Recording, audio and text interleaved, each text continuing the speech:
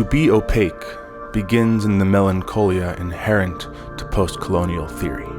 We ask, how should we act within asymmetrical relations of power without reproducing them? To be opaque aims to express such conditions of post-colonial theory by expanding words until they become meaningless, like things. To Be Opaque remixes two juxtaposed texts. A graphic from Denis Diderot's 1765 Encyclopédie that fabricates a genealogy of knowledge itself, and a fragment of text from Édouard Glissant's 1989 Caribbean Discourse that works through his notion of opacity.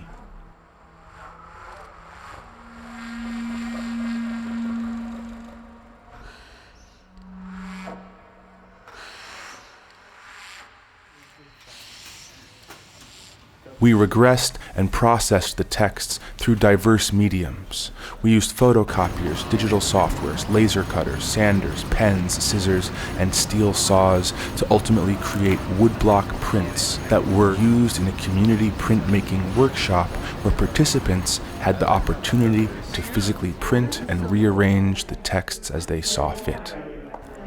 Learning from M. Norbesse Philipp, we seek the limits of colonizing languages through the mayhem and breaking of words.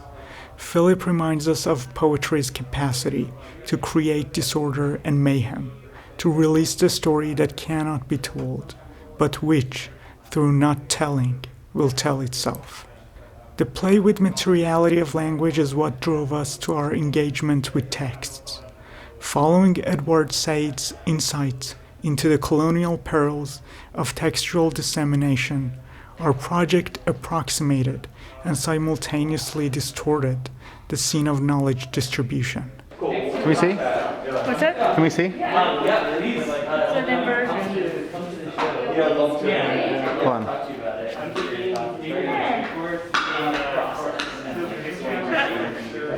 That's awesome. I love that they're on top of each other.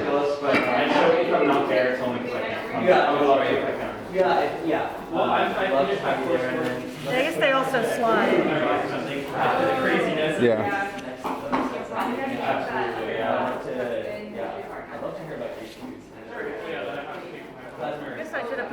Our relationship to Diderot is one of ambivalent cooperation. Instead of reproducing Diderot's taxonomical image, which turns us to ratio and in turn to racism, we exploited it through iterations of photocopies that obliterate its typological structures by introducing temporal distortions into the static image. We moved the image as it copied, encoding our physical gestures on the image itself.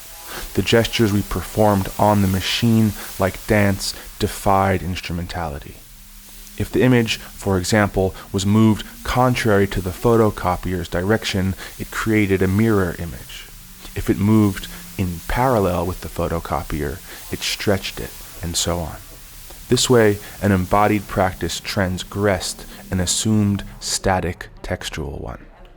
We left Glissant's text alone until the community workshop, where participants rendered it opaque depending on the material conditions and their printing gestures.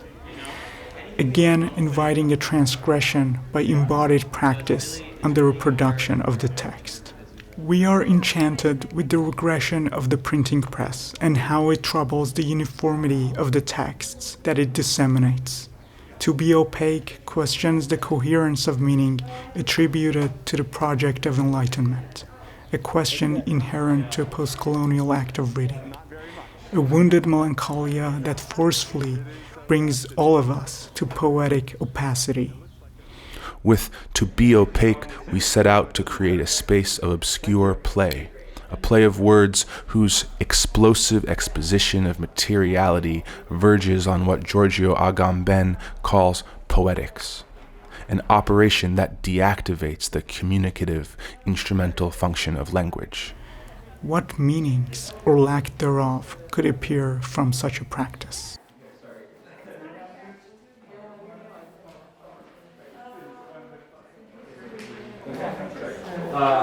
that we sort of realized that the wood blocks have this lovely three-dimensionality to them that you can feel. But then when you go to the print, that it hides that.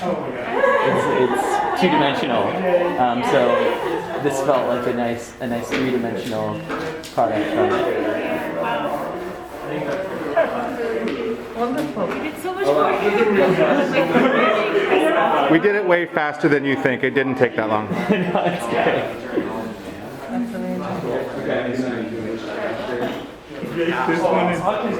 The wonderful power of play. Yeah, the wonderful power of play. I think this is the. Oh, nice.